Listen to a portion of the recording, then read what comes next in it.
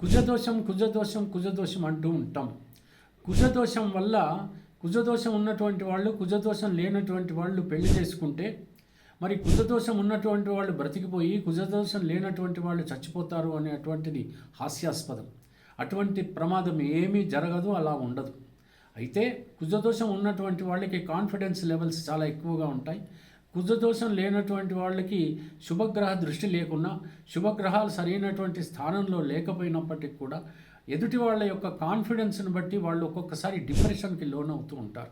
లేదా కుజదోషం ఉన్నటువంటి వాళ్ళకి, కుజదోషం లేనటువంటి వాళ్ళకి కనుక మధ్యన పెళ్లి చేసినట్టయితే హెల్త్ విషయంలో, ఆరోగ్యం విషయంలో కొంచెం బాధాకరంగా ఉంటుందా అనేటువంటిది ఉంది. కానీ అది సైంటిఫిక్గా మాత్రం ఎట్టి పరిస్థితుల్లోనూ రుజువు కాలేదు. అయితే ఒక్క విషయం ఏమిటనంటే, మనకి పూర్వకాలం నుంచి కూడా కుజదోషం ఉన్నటువంటి వాళ్ళు, కుజదోషం లేనటువంటి వాళ్ళు పెళ్లి చేసుకున్నటువంటి పరిస్థితులు ఎన్నో ఉన్నాయి, కొన్ని లక్షల్లో ఉన్నాయి.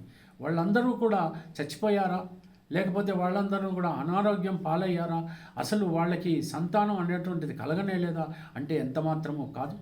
అందరూ సురక్షితంగానే ఉన్నారు.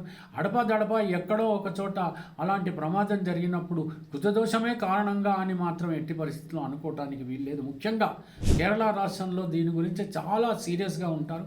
మిగతా రాష్ట్రాల్లో మామూలుగా ఆలోచిస్తారు, కుజదోషం ఉంది అని అనుకుంటూ ఉంటారు. కానీ ఎట్టి పరిస్థితుల్లోనూ ఈ దోషం గురించి ఎక్కువగా సీరియస్గా మాత్రం దయచేసి తీసుకోవద్దండి. బ్లడ్ గ్రూప్ ఆధారితంగా కొంచెం ఒక రకంగా మ్యాచింగ్ చేసుకుని జెనెటిక్ ఆస్ట్రాలజీ ప్రకారంగా పెళ్లి చేసుకున్నటువంటి ఏ సమస్య ఉండదు అని మీరు అర్థం చేసుకుంటే సరిపోతుంది.